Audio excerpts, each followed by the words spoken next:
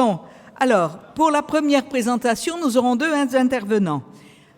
Sylvie Bégin-Collin, qui a fait un doctorat à Nancy dans la science du génie des matériaux, puis 11 ans de chargée de recherche au CNRS dans cette discipline, toujours à l'école à Nancy, à l'école des mines, et puis depuis 2003, elle est professeure à l'école européenne d'ingénieurs en chimie, polymères et matériaux, et CPEM, de l'université de Strasbourg, dont elle a d'ailleurs assuré la direction de 2014 à 2021.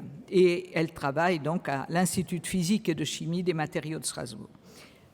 Son activité porte sur la synthèse, la fonctionnalisation et l'organisation de nanoparticules d'oxyde pour application biomédicale.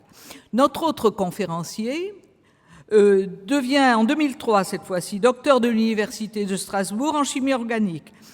Puis il devient à terre successivement à ISIS, chez le professeur Jean-Marie Laine, et puis à l'ENS, l'École normale supérieure de Lyon. Et également chercheur dans deux entreprises. Et depuis 2018, il est professeur à l'ECPM, où il co-dirige avec Sylvie Bégin-Collin la majeure chimie et intelligence artificielle. Je vois que c'est lui qui va parler le premier, donc il va nous parler de cette... Voilà, c'est tout ce que je vous dirai, vous me pardonnerez de... Allez, allons-y. Donc on va essayer de tenir... Vous avez théoriquement 45 minutes, on va dire 40. On va prendre 5 minutes à chacun, comme ça. OK. Merci beaucoup, Madame la Présidente, pour cette présentation. Donc, je pense que vous l'avez tous compris, je ne suis pas du tout un expert en IA, je suis un vrai chimiste. Mais je pense que la présentation qu'on va vous faire avec Sylvie maintenant, c'est c'est une présentation qui s'inscrit un peu dans les différents points qui ont été discutés ce matin sur la formation des chimistes. Doit-on former les chimistes à l'IA? Doit-on former des data scientists à la chimie? Et puis, comment on fait pour former, en particulier du coup, les ingénieurs chimistes à l'utilisation des outils de sciences des données? Alors, cette présentation sera faite en deux parties. Une première qui va vous présenter ce qu'on a mis en place avec Sylvie en 2019 et qui s'appelle la majeure chimie et intelligence artificielle à l'école européenne de chimie, polymères et matériaux de Strasbourg. Et puis, Sylvie vous illustrera l'impact de l'IA dans ses recherches. Elle-même, alors je pense que ne trahit pas un secret, est purement chimiste aussi. Mais comment, en étant chimiste, on va pouvoir utiliser ces outils d'IA dans nos recherches et qu'est-ce que ça nous permet de faire? Alors, cette majeure chimie et intelligence artificielle, donc on l'a mis en place en 2019, ce qui veut dire qu'on a commencé à y réfléchir déjà avant. Comme vous tous, on lit la presse, que je dirais grand public, on découvre tous les miracles que l'IA peut faire. Mais cet impact de l'intelligence artificielle, on le voit également, bien sûr, dans tout ce qui est on le voit également dans nos sujets de recherche, dans notre bibliographie. Alors, cette majeure chimie et intelligence artificielle, ce que je vais faire, c'est que je vais vous dire pourquoi on s'est lancé dans cette aventure-là, comment se positionne l'ingénieur chimiste qui va être compétent en sciences des données, qu'est-ce qu'il doit savoir faire au sein de l'entreprise, et puis bien sûr, quels enseignements on va devoir dispenser à cet ingénieur chimiste pour qu'il puisse exercer son rôle au sein des entreprises. Je terminerai par un bilan. Alors, on a démarré cette formation en 2019, ce qui veut dire qu'à l'heure actuelle, on n'a eu qu'une seule promotion qui contient que 4 élèves. Donc, je ne vais pas vous sortir des statistiques sur ce que sont devenus ces élèves. Par contre, je vais vous dire un peu dans quel domaine ils évoluent, dans quel domaine scientifique, dans quelles entreprises et quel type de sujet ils sont amenés à travailler. Alors, pourquoi cette majeure intelligence artificielle? Je vous l'ai dit, on observe déjà dans nos domaines de recherche depuis bien longtemps l'apparition des termes dans les titres des articles qui montrent que l'intelligence artificielle, le machine learning, le deep learning, les réseaux de neurones, on les trouve dans des domaines qui vont des matériaux, des polymères, de la chimie organique, de la science analytique. Alors autant peut-être en 2017-2018, tous les domaines n'étaient pas touchés. Maintenant, je crois qu'il n'y a plus aucun domaine de la chimie où l'IA n'est pas utilisée. Bien sûr,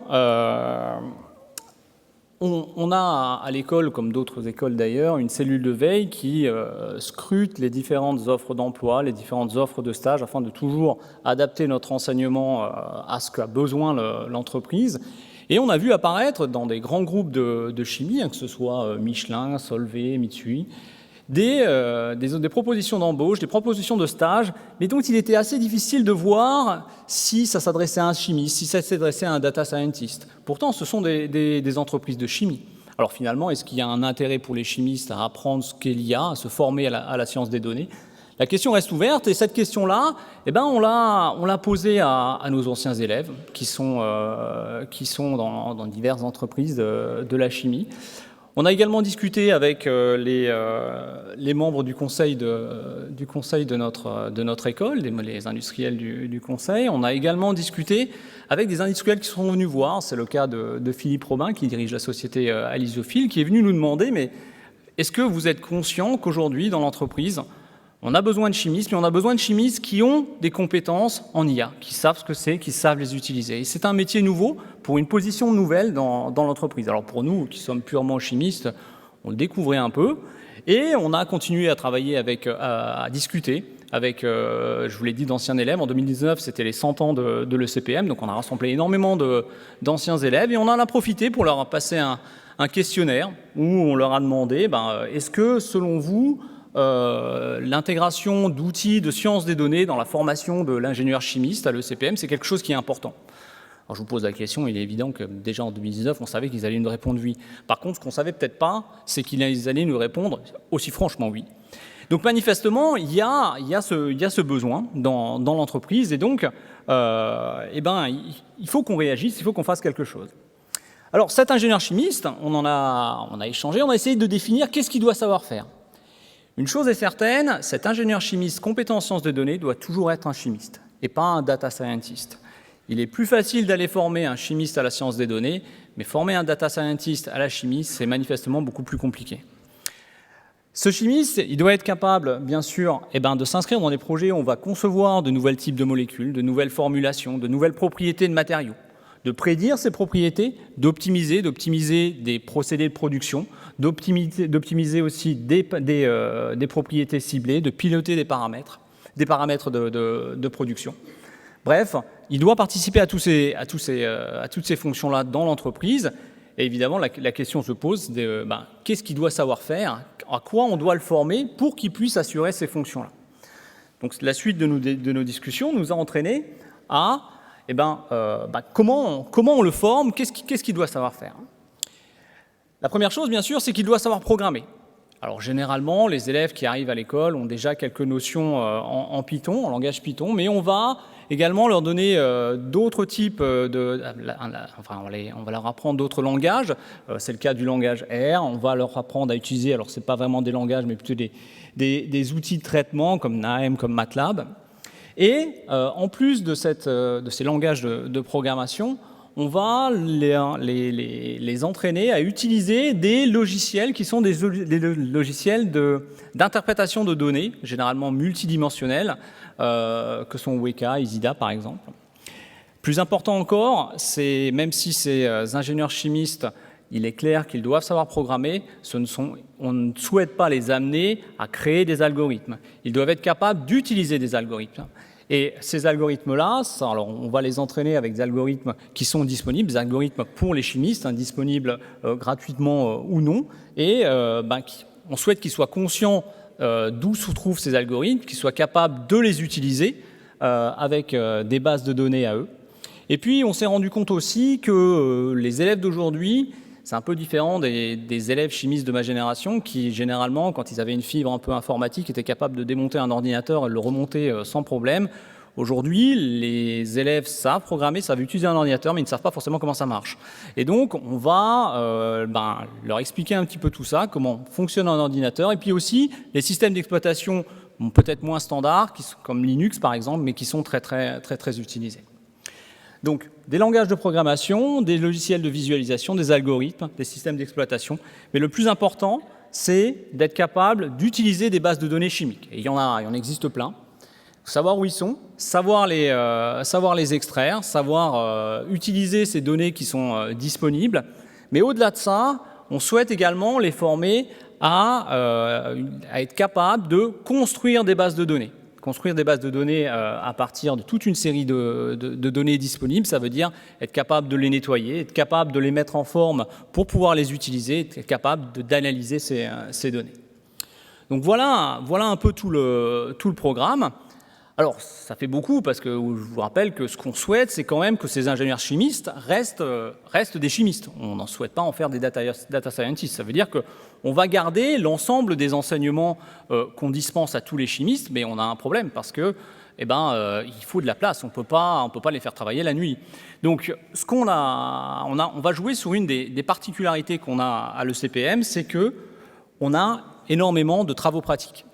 À l'ECPM, pour vous donner un exemple, à partir de la 2e année, dans l'école, les élèves font 2 semaines de cours, 2 semaines de laboratoire. Et ils alternent comme ça pendant pratiquement toute l'année jusqu'au stage de 2e année. Ça va nous donner une réserve d'heures, ces heures de travaux pratiques, parce qu'on va les utiliser pour y placer nos heures d'IA, nos heures de sciences des données. De nos discussions avec les industriels proches de l'école, les industriels qui sont dans le conseil de l'ECPM, est également ressorti le fait que l'apprentissage des sciences des données, ce n'est pas quelque chose qu'on va apprendre en 20 heures de formation en 3e année. C'est quelque chose de long, qui nécessite de la pratique, ce qui veut dire que les élèves doivent être derrière un ordinateur. Ça peut difficilement être un cours magistral. Et donc pour ça, encore une fois, il faut du temps. Donc on va essayer de privilégier autant que possible en l'enseignement par projet.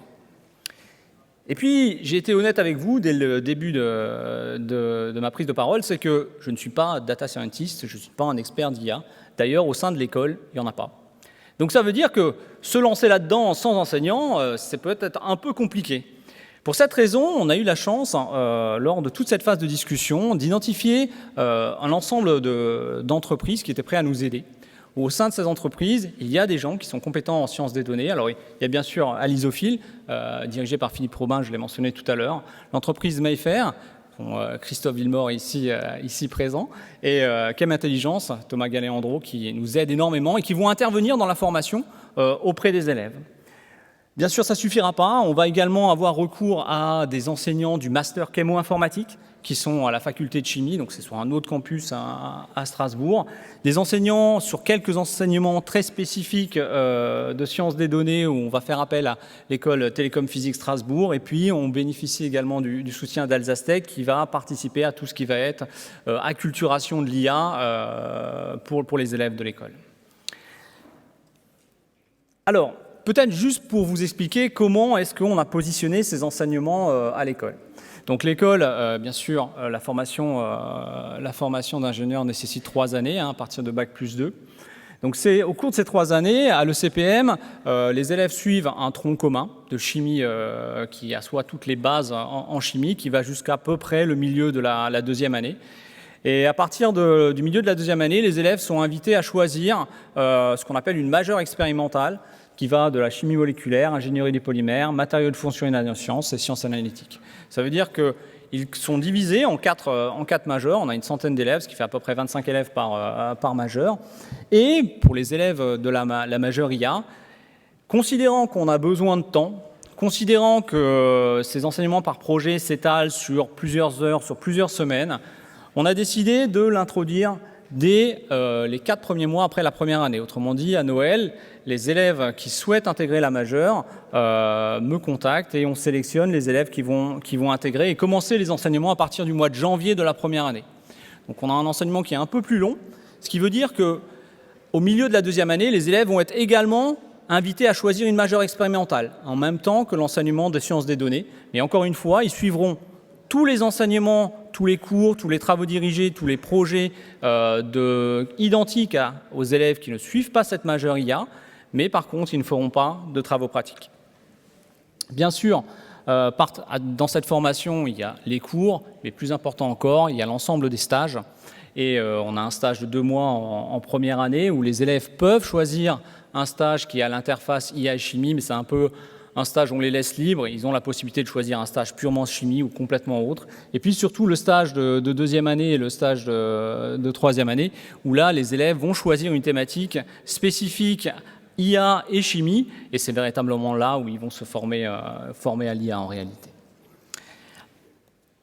Alors, je vais maintenant vous décrire, mais assez brièvement, je ne veux pas faire un catalogue, les différents enseignements qu'on dispense à l'école, parce que c'est les enseignements qui vont nous permettre de justement donner les compétences que je vous ai, et ce que doivent savoir faire les élèves juste précédemment.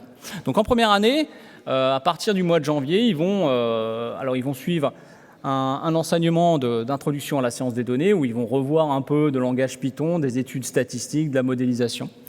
Un enseignement très important de Chemical Databases, qui est en anglais, et où ils vont justement aller extraire les données, nettoyer des données, valider un modèle, vérifier la qualité de ces données. Un cours important qui est donné par Thomas Galéandro de Chem Intelligence, c'est tout ce qui va être introduction au machine learning, aux différents modèles utilisés. À partir de cette année, on va donc introduire tout ce qui est système d'exploitation, Linux et autres. Et puis, j'ai oublié d'en parler, ça c'est un enseignement qu'on propose à tous les élèves de l'école quand ils arrivent au mois de décembre. C'est un renforcement en mathématiques où on va utiliser beaucoup de choses, beaucoup de notions de statistiques. On introduit également le langage R pour ceux qui ne l'ont pas vu. Et puis, on a un ensemble de conférences qui sont données par Isophile, par Chem Intelligence, sur l'IA pour sensibiliser les élèves à l'intérêt de l'IA en chimie et d'une certaine façon, essayer de recruter les élèves qui vont intégrer la majeure juste après. Le cœur de la formation se situe en réalité en deuxième année. On va avoir énormément d'enseignements. Alors des enseignements de data mining, on poursuit tout ce qui est exploitation de machine learning, arbre de décision, réseau de neurones. On a la suite de l'enseignement précédent sur les modèles prédictifs qui est donné par Thomas Galéandro sur tout ce qui est algorithme d'optimisation. On renforce leur niveau en Python. On va d'ailleurs devoir le faire encore certainement en troisième année. On poursuit en R également, donc à nouveau de la programmation, un autre langage. On introduit tout ce qui est traitement du signal, introduction à MATLAB. On a un gros module qui concerne tout ce qui est modélisation moléculaire, DFT. On a vu ce matin combien ces domaines-là génèrent des données et utilisent des outils d'IA. Donc on va aller un peu plus loin que le cycle normal, le cycle classique, j'ai envie de dire, le cycle ingénieur à l'école.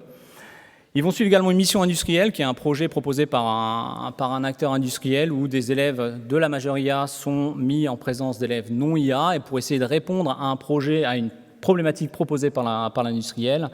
Et puis on a 6 semaines de, entre guillemets, TP projet qui ont lieu dans les laboratoires de l'école. Alors, on essaie de faire en sorte que chaque sujet monopolise non pas un binôme d'élèves, mais un seul élève.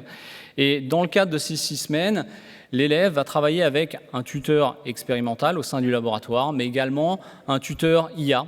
Parce que s'il est vrai que ce matin, j'ai entendu qu'on avait 10 ans de retard au niveau industriel en IA, je pense qu'en académique, on a un petit peu plus. Et donc, par contre, il y a une vraie volonté d'utiliser ces outils d'IA et les laboratoires sont prêts à proposer des sujets. Et donc, on a également un peu cette mission d'introduire l'utilisation de l'IA dans les laboratoires de recherche de l'école et des laboratoires associés. Le stage 2A, où les élèves, bien sûr, vont obligatoirement choisir un sujet à l'interface chimie et IA. Et puis, la troisième année. Alors, la troisième année, on a 3 enseignements. Je les ai mentionnés en haut. Alors, ils ne sont pas encore mis en place. Ça va être tout ce qui va être approfondissement en langage Python, l'utilisation d'outils de type deep learning. Ils l'ont vu un peu au cours des premières et deuxième années, mais on ne va pas très loin. Et puis, on introduit également des enseignements spécifiques au traitement du signal. La troisième année à l'école peut se diviser en plusieurs options. Il y en a 6. Bien sûr, ils peuvent suivre le cursus standard de l'école et réaliser un stage de 6 mois à partir de fin janvier dans le domaine de la chimie et l'IA. Ils ont la possibilité, et jusqu'à présent, on a à peu près 49 élèves qui suivent cette majeure, sur les 3 années confondues. Ils ont la possibilité de faire ce qu'on appelle un contrat de professionnalisation. Ça veut dire qu'ils vont, à partir de septembre, être alternativement dans l'entreprise et à l'école. toutes les 3 semaines, ils alternent entreprise et école jusqu'au mois de janvier. Et à partir de fin janvier, ils vont être quasi intégralement en entreprise. Donc ça fait jusqu'à fin août. Donc ça fait 8 mois complets. On a mis en place quelque chose d'assez peut-être nouveau depuis l'année dernière avec l'entreprise Mayfair, qu'on a appelé le contrat de professionnalisation augmentée. Vous l'avez vu ce matin, beaucoup d'entreprises disposent d'unités de data scientists de très haut niveau. Et finalement, les TPE, les PME, pas forcément. Pourtant, ils en ont besoin. Et un élève de notre école ne peut pas leur apporter, comme je vous l'ai dit, un élève de l'ECPM qui a suivi cette majeure n'est pas un data scientist. Il s'inscrit dans des équipes de data scientists, mais ce n'est pas un data scientist. Il ne pourra pas travailler tout seul. Et c'est pour cette raison qu'on propose en fait ce contrat de professionnalisation augmentée où l'élève va bénéficier d'une supervision qui sera tripartite entre un superviseur de l'ECPM, un tuteur bien sûr dans l'entreprise d'accueil et un tuteur de l'entreprise Mayfair qui va le guider au sein de l'entreprise sur le projet qui lui a été confié. On offre cette possibilité-là aux élèves de suivre le master de chémo-informatique. Ils ont déjà quelques enseignements au cours de la formation. Et puis, par les différentes collaborations qu'a l'école et accords de partenariat avec différentes entreprises, les élèves ont bien sûr la possibilité de partir à l'étranger, de suivre une formation en 3e année qui est assez proche de celle qui est proposée à l'école, avec un stage toujours en recherche chimie et IA. Et puis, depuis cette année, ils ont la possibilité de suivre un projet européen qui s'appelle Erasmus Mundus, où les élèves, sur une thématique qui est plutôt axée chémo-informatique, donc c'est tout ce qui est modélisation de structure, docking, ligand-récepteur, ces élèves vont dans un autre pays, ils ont une bourse pour faire ça pendant 1 an, où ils vont suivre des enseignements avant de revenir à l'école pour finir leur 3e année. Alors, vous vous demandez peut-être maintenant, finalement, qu'est-ce qu'ils savent faire et quelle est leur place dans l'entreprise, qu'est-ce qu'ils peuvent bien faire, ces élèves ingénieurs chimistes, par rapport aux ingénieurs chimistes qui ne suivent pas cette majeure IA. Alors, je vous ai mis sur la diapositive suivante un ensemble de titres de stage, juste pour vous donner une idée un peu de ce qu'ils font, de ce qu'ils sont capables de faire. Donc, on a compréhension et prédiction de propriétés à froid de biocarburants pour une approche chimiométrique appliquée aux données de chromatographie en phase gaz, parallélisation du traitement d'images sur des wafers afin d'y accélérer l'exploitation par machine learning, conception de capteurs optiques assistés par des IA, structuration d'une base de données pour la conception de produits innovants pour l'impression 3D. Finalement, on s'est rendu compte sur l'ensemble des élèves qui sont partis en stage, ce qui représente à l'heure actuelle à peu près une 30aine d'élèves en stage 2A et stage 3A, contrat de professionnalisation, ils ne sont jamais à la paillasse. En fait, ils sont toujours derrière un ordinateur. Alors ça peut paraître un peu bête ce que je vous dis là, mais pour nous qui ne sommes pas des experts en sciences des données, on ne savait pas trop où est-ce qu'ils allaient se caser. Et en réalité, ils sont toujours derrière l'ordinateur et supervisés par quelqu'un qui est soit un data scientist, soit par un chimiste qui s'est formé à la science des données. Ce qu'on remarque aussi, c'est qu'ils sont généralement plutôt en R&D qu'en procédé, mais ça, c'est peut-être une particularité qui est due à l'école, où la formation est davantage orientée vers la recherche et développement. Et puis, de l'aveu d'un peu tous les élèves, ils ont tous besoin de leurs connaissances en chimie pour réaliser le stage qu'ils font. Et alors ça peut être uniquement des enseignements du tronc commun ou alors des enseignements de spécialité. Donc on a besoin de ce profil-là, de gens qui sont compétents en chimie et de gens qui savent ce que c'est que les outils d'IA. Alors, on a eu un peu de chance, mais on l'a peut-être aussi provoqué, cette chance, en allant consulter des gens compétents qui nous ont dit quels étaient les enseignements qu'il fallait implémenter et qu'il fallait dispenser aux élèves. Les tuteurs dans les entreprises me disent que généralement, ils connaissent pas forcément l'outil de traitement de données ou alors le langage qui est utilisé au sein de l'entreprise, mais les élèves, parce qu'ils en ont vu d'autres, arrivent assez facilement à apprendre ce nouveau langage, arrivent assez facilement à s'approprier ces nouveaux outils qui sont spécifiques à l'entreprise. Donc on a aujourd'hui 49 élèves, on a 4 premiers diplômés qui ont été diplômés au mois de novembre.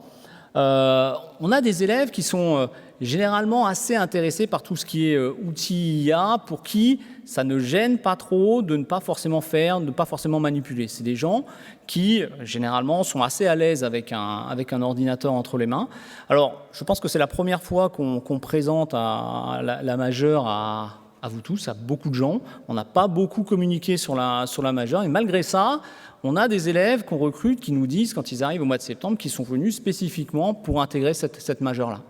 Donc il y a aussi un engouement, ça a été dit aussi ce matin, dans les enseignements qui sont des enseignements de sciences des données dispensés aux étudiants, des élèves qui commencent à comprendre l'importance de ces outils. Donc on n'a pas de problème, bon, on a des promos qui font entre 14 et 20 élèves par année, on n'a pas de problème pour les caser en stage, on a d'ailleurs plus d'offres de stage en réalité que d'élèves disponibles. Bon, ça ne durera peut-être pas pour très longtemps, et pour l'instant on a de la chance, ça tourne comme ça. Et puis, alors vous avez toute la liste on n'a pas un très grand réseau, mais des entreprises qui nous ont fait confiance, que ce soit pour prendre un élève en contrat de professionnalisation, en stage, ou bien pour proposer des sujets de mission industrielle, de recherche bibliographique. Donc ce qu'on cherche à faire, maintenant bien sûr tout n'est pas parfait dans cette formation, on le voit au retour des élèves quand ils reviennent aussi de stage, ils aimeraient plus de renforcement dans certaines disciplines, mais pour ça on a besoin de gens compétents, et on va démarrer donc le montage d'une chaire industrielle pour justement en fait consolider le programme des études et développer une recherche en partenariat avec l'industrie. Donc voilà un peu à quoi ressemble cette majeure en chimie et intelligence artificielle. Alors je vais passer la parole à ma collègue qui maintenant va vous montrer comment une chimiste peut utiliser l'IA dans sa recherche.